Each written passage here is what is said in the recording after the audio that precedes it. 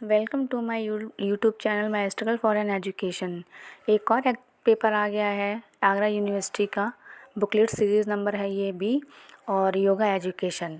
चलिए इसको मैच करते हैं, मिलाते हैं क्वेश्चन और कमेंट बॉक्स में अपने नंबर काउंट करके उसमें लिखिए किसके कितने मार्क्स आए हुए हैं। ठीक है, चलिए सबसे पहला क्वेश्चन इसमें है कि आसनों के विकसित रूप को क्या कहते हैं। तो आसनों के विकसित रूप को मुद्राएं कहते हैं। एकाग्रता कौन सी मुद्रा बढ़ाती है। तो ज्ञान मुद्रा को। वायु मुद्रा कौन से विकार दूर करती है। तो वायु संबंधी विकार। हठ योग के आदि प्रेरता कौन है। योगी गोरखनाथ। सूर्य नमस्कार क्या है। सूर्य नमस्कार पूर्ण व्यायाम है। योग का अभ्यास मनुष्य को कैसा बना देता है। तो ऑप्शन नंबर डी उपयुक्त सभी। रोग मुक्त, तनाव मुक्त, व्यसन मुक्त। योगेश्वर किस भगवान को कहा जाता है। तो श्री कृष्ण को। योग करने वाले मनुष्य किस चेतना में जीता है। तो बी और सी, मतलब उच्च चेतना और दिव्य चेतना दोनों में। क्वेश्चन नंबर 9, किसने कहा है कि भारत के सभी दार्शनिकों में श्री अरविंद ही एकमात्र ऐसे व्यक्ति हैं जो एक योगी तथा एक दार्शनिक दोनों रूपों में प्रसिद्ध हैं। तो ऑप्शन नंबर ए पीटी राजू ने। समग्र योग में किसे कहा गया है। तो आत्मा को। निम्न में से कौन सा समग्र योग का लक्ष्य नहीं है। धन एवं सफलता इकट्ठा करना।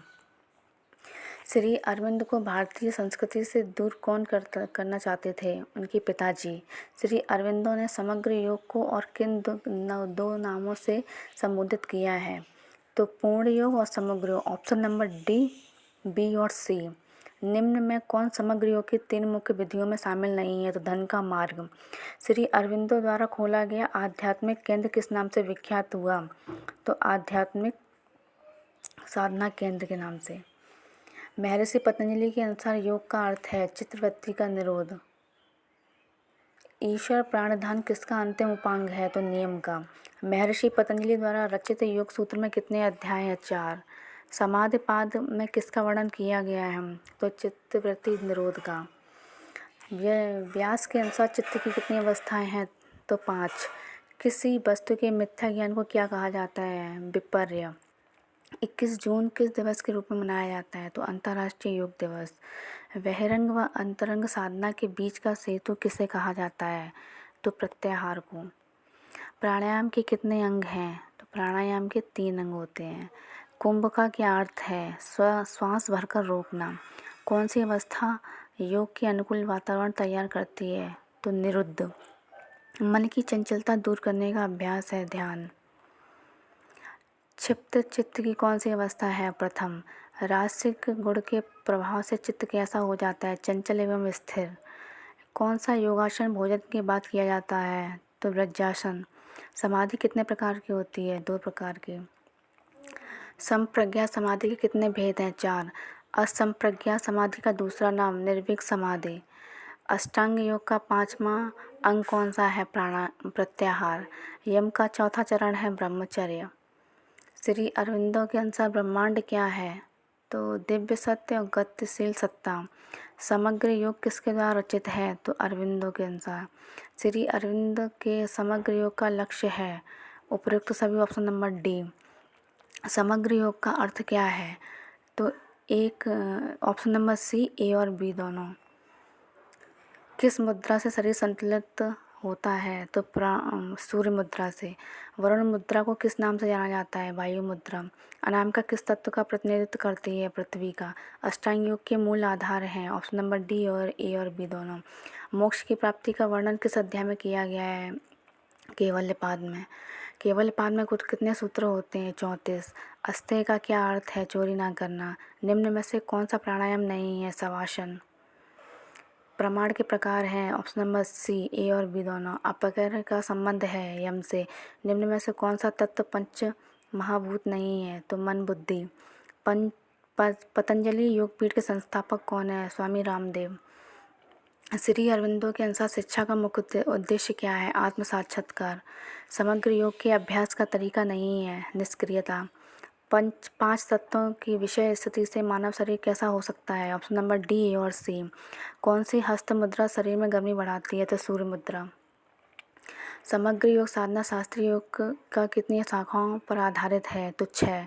योग का अभ्यास किस समय करना चाहिए? प्रातःकाल एवं सायंकाल में। शास्त्रीय योग की 6 शाखाएं कौन सी हैं? तो हठ, राज, भक्ति, कर्म, ज्ञान, जप। ऑप्शन नंबर ए। सांस लेना क्या कहलाता है? पूरक। प्रत्येक स्वस्थ व्यक्ति को प्रतिदिन कितने मिनट तक वह अभ्यास करना आवश्यक है? 30 मिनट तक। अपरिग्रह किसका प्रकार है? यम का। चित्त भूमि के अंतर्गत शामिल नहीं है, तो निद्रा। श्री अरविंद का जन्म कहाँ हुआ है? कोलकाता में। निम्न में से कौन समग्र योग की 3 मुख्य विधियों में शामिल नहीं है? शास्त्रार्थ विधि। श्री अरविंदो ने निम्न में से कौन सी भाषा में दक्षता प्राप्त नहीं की है? जापानी। महर्षि पतंजलि ने किस ग्रंथ की रचना की है? योग सूत्र की। चित्तवृत्ति निरोध का क्या अर्थ है? उपरोक्त सभी। Option number D. मानव जीवन का अंतिम उद्देश्य क्या है? मोक्ष प्राप्त करना। तामसिक गुण के प्रभाव में चित्त कैसा रहता है? तो आलस्यपूर्ण रहता है। भारतीय दर्शन के अनुसार प्रकृति के कितने गुण हैं? तो प्रकृति के 3 गुण हैं। प्रकृति के 2 गुण हैं। सात्विक गुण किसका प्रतीक है? पवित्रता का। मनुष्य को चित्त की किन अवस्थाओं में योग में सहायता नहीं मिलती है? तो ऑप्शन नंबर ए और B. Option number D is correct answer. चिकित्सीय योग संस्थान मुख्य रूप से किस पर ध्यान देते हैं? तो आहार और स्वास्थ्य जीवन शैली पर। पतंजलि योग सूत्र का तृतीय पाद कौन सा है? तो विभूतिपूर्ण। अष्टांग योग का 7वां अंग है ध्यान। ईश्वर प्राण ध्यान किसका अंतिम सोपान है? नियम का। श्री अरविंद ने ईश्वर को क्या कहा है? परमात्मा। नियम के सोपान का क्रम है। Option number C. सोच, संतोष, तप, स्वाध्याय, ईश्वर प्राण ध्यान।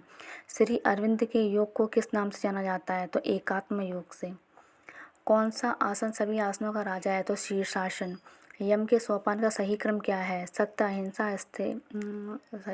81 का ऑप्शन नंबर 20 करेक्ट आंसर। अहिंसा, सत्य, अस्तेय, ब्रह्मचर्य, अपरिग्रह। प्राणायाम का राजा कौन सा प्राणायाम है? तो नाड़ी शोधन प्राणायाम। सूर्य नमस्कार कितने आसनों का योग है? तो 12। निम्न में से कौन सा आसन पेट के बल नहीं किया जा सकता? शवासन। योग दर्शन का संबंध किस दर्शन से है? तो सांख्य दर्शन से। गाइस 80 क्वेश्चन अटेम्प्ट करने थे, आपको मैंने 85 करा दिए हैं। और आज के लिए इतना ही रखते हैं। अपना जो भी आप लोगों का स्कोर रहा हो वो आप कमेंट बॉक्स में अपना अपना स्कोर बताइए, ठीक है। Thank you. अगर आपको मेरा ये वीडियो अच्छा लगा हो तो इसको सब्सक्राइब करें, लाइक करें, कमेंट करें।